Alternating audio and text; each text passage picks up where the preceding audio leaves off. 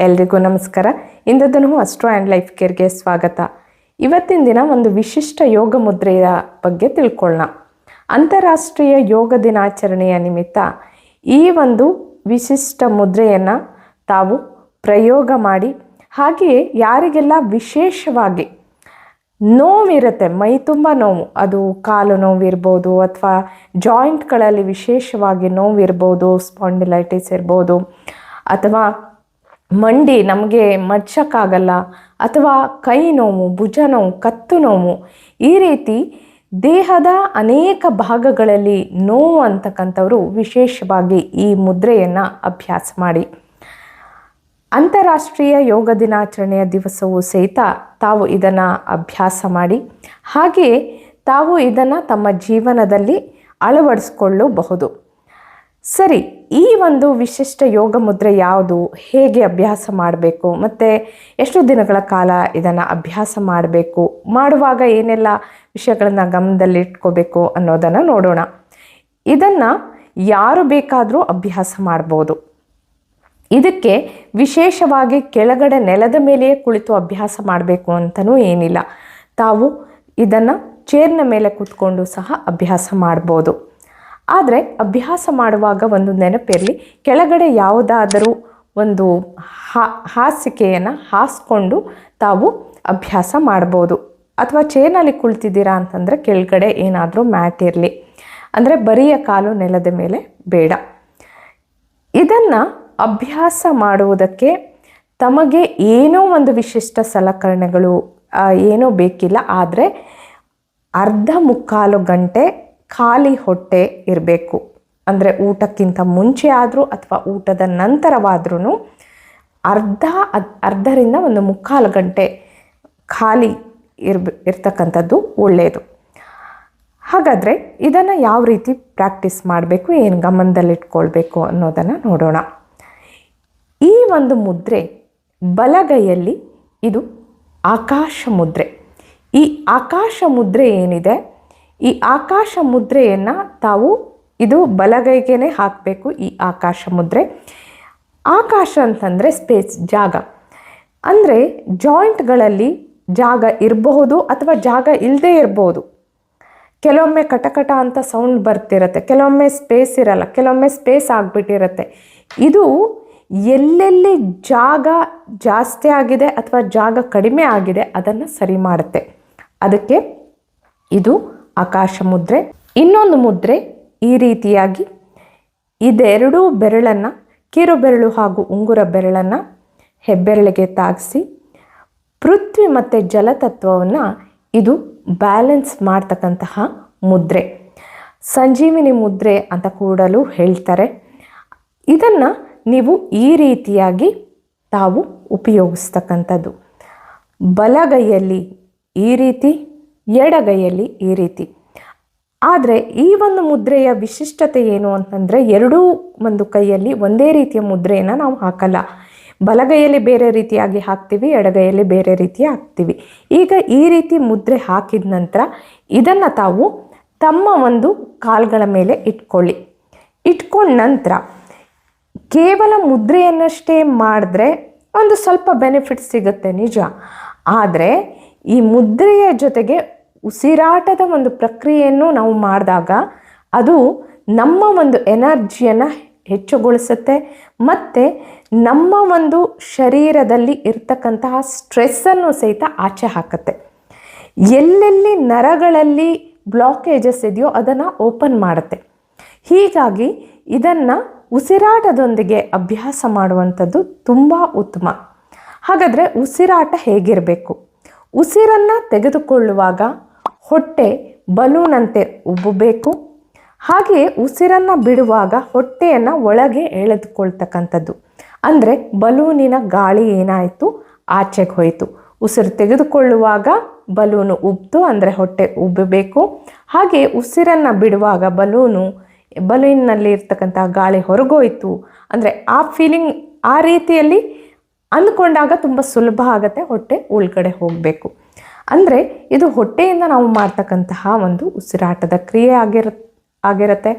ಇಲ್ಲಿ 4 ಮತ್ತು 6, 4 ಮತ್ತು 6 ಈ ರೀತಿಯಲ್ಲಿ ಉಸಿರಾಟ ಕ್ರಿಯೆಯನ್ನು ಮಾಡ್ತೀವಿ. ಹಾಗಾದರೆ 4-6 ಉಸಿರಾಟ ಕ್ರಿಯೆ ಅಂತಂದ್ರೆ ಏನು?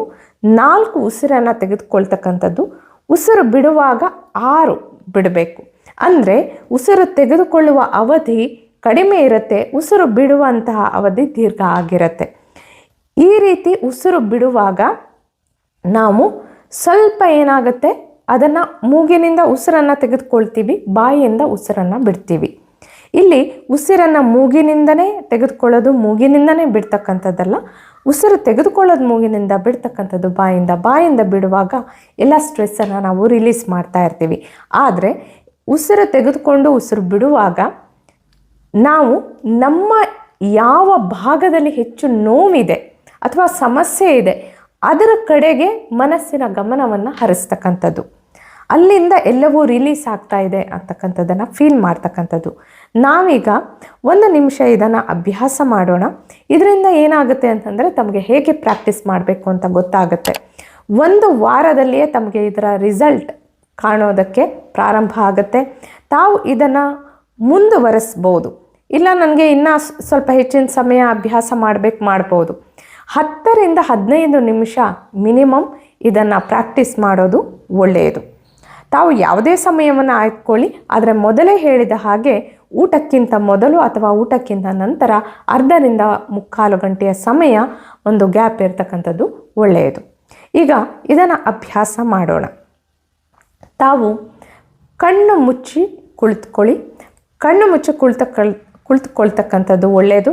ತಾವು ಏನಾದರೂ ಟ್ರಾವೆಲ್ ಮಾಡ್ತಾ ಇದನ್ನು ಕೇಳ್ತಾ ಇದ್ದರೆ ಇದನ್ನೆಲ್ಲ ಗಮನದಲ್ಲಿ ಇಟ್ಕೊಂಡು ತಾವು ಪ್ರಾಕ್ಟೀಸ್ ಮಾಡುವಾಗ ಈ ರೀತಿಯಲ್ಲಿ ಮಾಡಿ. ಇದನ್ನು ಕಣ್ಣು ಮುಚ್ಚಿಕೊಂಡು ಮಾಡ್ತಕ್ಕಂಥದ್ದು ಒಳ್ಳೆಯದು.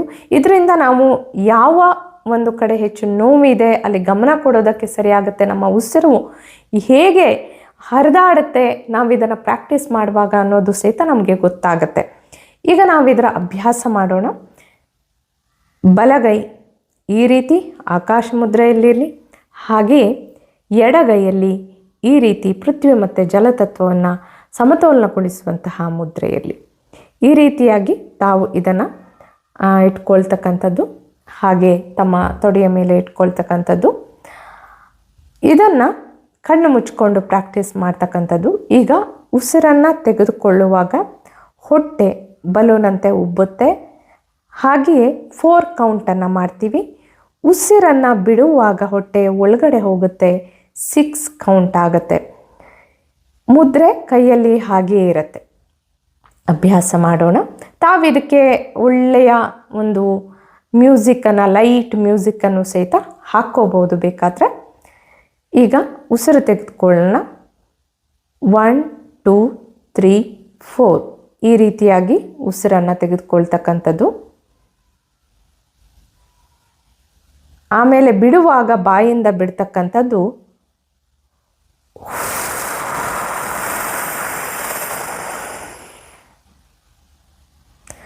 ಒನ್ 2 3 4 5 6 ಈ ರೀತಿಯಾಗಿ ಬಿಡ್ತಕ್ಕಂಥದ್ದು. ನೀವು ಇದನ್ನು ಹೇಳಬೇಕು ಅಂತ ಅವಶ್ಯಕತೆ ಇಲ್ಲ. ಆದರೆ ಒಂದು ವಿಷಯ ನೆನಪಿದ್ರೆ ಸಾಕು, ತಗೊಳ್ಳುವಾಗ ಒಂದು 4 ಕೌಂಟ್ ಆಗಿದೆ ಸುಮಾರಾಗಿ ಅಂತ ಅಂದ್ಕೊಂಡ್ರೆ ಬಿಡುವಾಗ ಒಂದು 6 ಕೌಂಟ್, ಒಂಚೂರು ದೀರ್ಘಾವಧಿಯಾಗಿ ಉಸಿರನ್ನು ಬಿಟ್ಟಿದ್ದೇವೆ ಸಮಯದಲ್ಲಿ ಅಂತ ನೆನಪಿದ್ರೆ ಸಾಕು. ಈಗ 1 2 3 4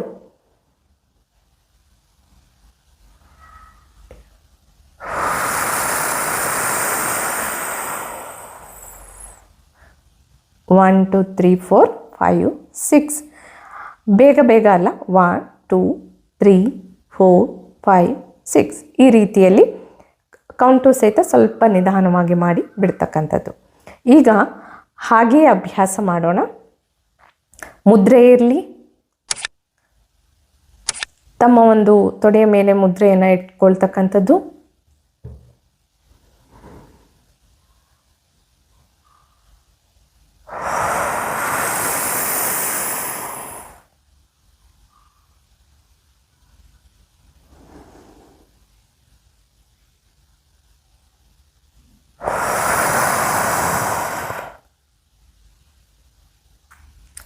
ಉಸಿರು ತೆಗೆದುಕೊಳ್ಳುವಾಗ 4 ಕೌಂಟ್, ಬಿಡುವಾಗ 6 ಕೌಂಟ್.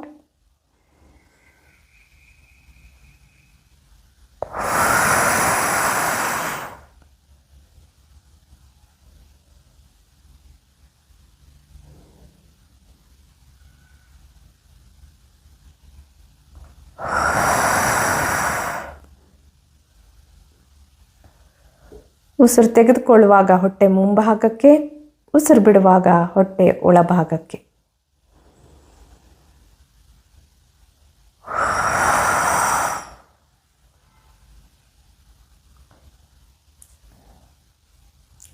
ಇದನ್ನು ವಿಶೇಷವಾಗಿ ತಾವು ಜಾಯಿಂಟ್ ಪೇನ್ಗಳಿಗೆ ಉಪಯೋಗಿಸ್ತಕ್ಕಂಥದ್ದು, ಎಲ್ಲಿ ಹೆಚ್ಚಾಗಿರುತ್ತೆ ಆ ಭಾಗದಲ್ಲಿ ತಮ್ಮ ಮನಸ್ಸನ್ನು ಕೇಂದ್ರೀಕರಿಸಿ ಅಲ್ಲಿಂದ ರಿಲೀಸ್ ಆಗುತ್ತೆ ಅಂತಕ್ಕಂಥದ್ದನ್ನು ತಾವು ಉಸಿರು ಬಿಡುವಾಗನೂ ಸಹಿತ ಫೀಲ್ ಮಾಡಿ. ಇದನ್ನು ತಾವು ನಿತ್ಯ ಜೀವನದಲ್ಲಿ ಅಳವಡಿಸ್ಕೊಳ್ಬೋದು. 10ರಿಂದ 15 ನಿಮಿಷ ಒಂದು ಸಮಯದಲ್ಲಿ ತಾವು ಇದನ್ನು ಅಭ್ಯಾಸ ಮಾಡ್ಬೋದು. ಇದರಿಂದ ಒಂದು ಕಂಪ್ಲೀಟಾಗಿ ನಾವು ನಮ್ಮ ಮೈಂಡು ರಿಲ್ಯಾಕ್ಸ್ ಆಗೋದಲ್ಲದೆ, ಸ್ಟ್ರೆಸ್ಸು ರಿಲೀಸ್ ಆಗೋದಲ್ಲದೆ, ಪೇನ್ಗಳು ಬಾಡಿಯಲ್ಲಿ ಎಲ್ಲೇ ಸ್ಟಿಫ್ನೆಸ್ ಇದ್ರೂ ಸಹಿತ ಅದು ಸಹಿತ ರಿಲ್ಯಾಕ್ಸ್ ಆಗುತ್ತೆ. ಮುಂದಿನ ಸಂಚಿಕೆಯಲ್ಲಿ ಮತ್ತೆ ಭೇಟಿಯಾಗೋಣ. ಶುಭಮಸ್ತು. ಧನ್ಯವಾದಗಳು.